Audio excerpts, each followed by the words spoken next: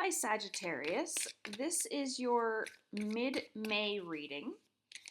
It is a general reading and is good for Sagittarius sun, moon, and rising signs.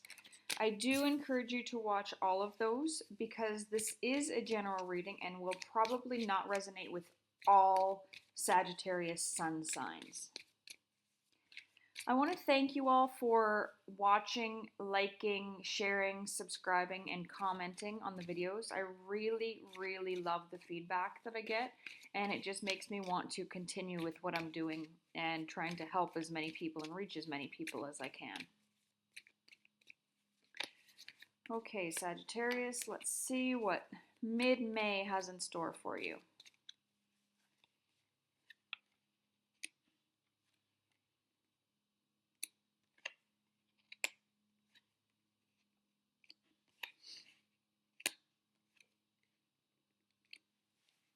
At the bottom of the deck, we have the Queen of Pentacles.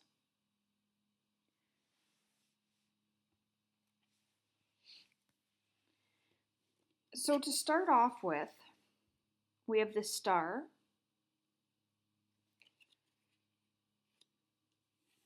paired with the Queen of Cups. So I feel like you've been working really hard on yourself and trying to improve your situation recently.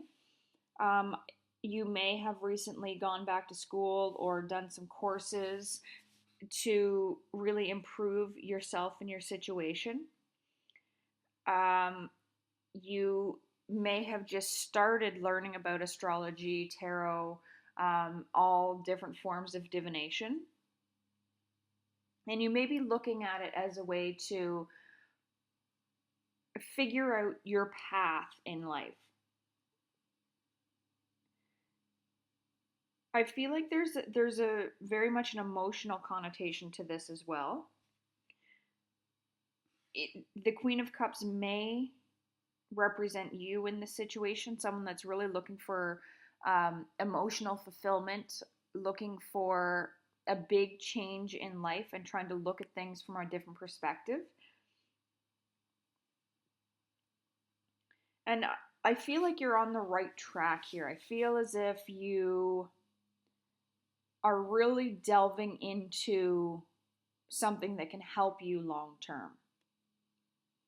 However, I don't want you to get too caught up in this. I don't want you to get lost in the occult or in new age stuff because you're someone I really feel as if you still need a lot of grounding in your life.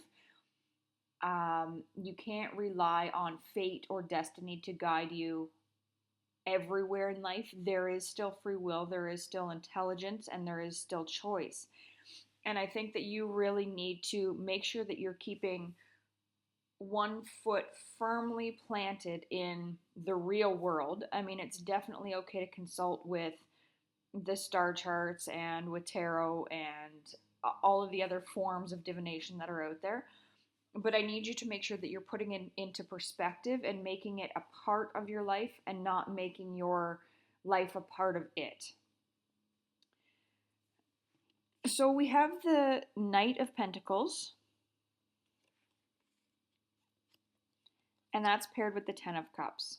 So this is leading up to mid-month. So it might have gone from late April or early May. You may have recently got a new job with a higher pay. You may have recently been given a raise or a promotion. Maybe your partner was offered a job that was more money. Maybe someone left you some money. Maybe you've won some money. But I really feel as if there has been an increase in finances.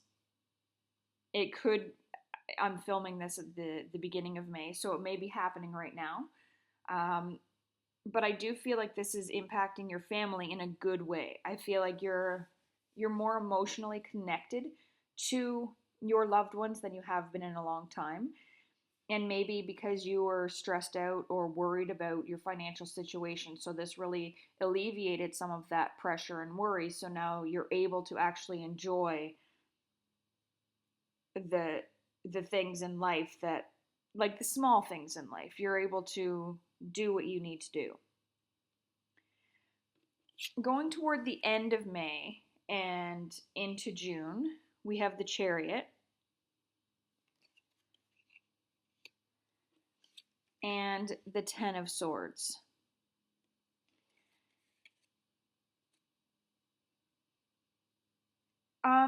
With this, what I'm going to say is that maybe you or your partner have been offered a position or maybe a transfer to another location geographically for work. And maybe the searching and the consulting of the forms of divination are to find out if it's really a good move for you. I think, in all honesty, to start with, it's going to be great. I think that you and your partner need to really work out a time frame for this. Like, say, okay, we're going to try this for a year, or we're going to try this for 2 years, or whatever, because I think that for you, you're going to need an end date in order for it to work for you.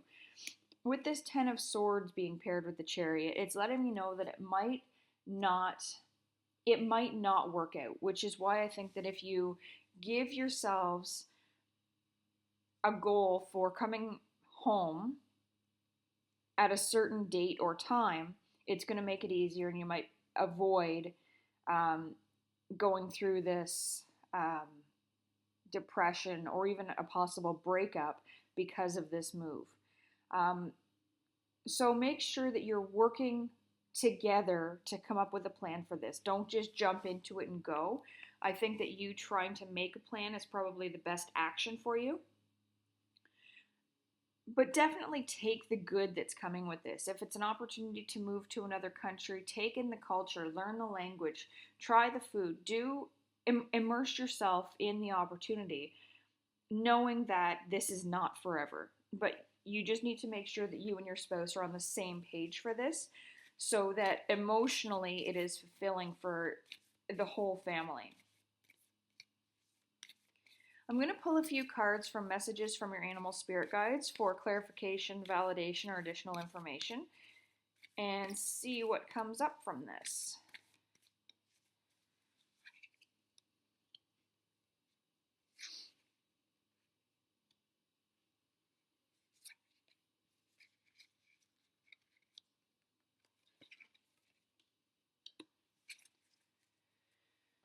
Okay, so the first card is the Tiger. Second card is the Snow Leopard. And the final card is the Dog. So the Tiger is about being called upon to provide leadership and trusting that you're capable of doing so. So in this case, your spouse might come to you and say, what do you think of this? And maybe your spouse has to go ahead and make these plans, and you're left behind to rent the house or sell the house or pack things up, get things moved. Or maybe it's the other way around. Maybe you were stationed somewhere else and you're having to find a house there and get everything settled so that your family can come over. It's probably going to be a fairly overwhelming thing to do, but you're capable of it and you will get through it. The Snow Leopard is all about taking some time out of your usual life and spending it by yourself in solitude, thinking about what you're doing and what's important to you. If there is going to be a brief separation between you and your family, this might be the time to do that. Really think about what this move or opportunity means and try to look at the bright side of things, even though it's going to be a scary transition. It's an opportunity that not everybody gets, so you should take full advantage of that. And the Dog is about loyalty and faithfulness. So know that you and your partner or family are all in this together. And know that this is happening to better the family unit.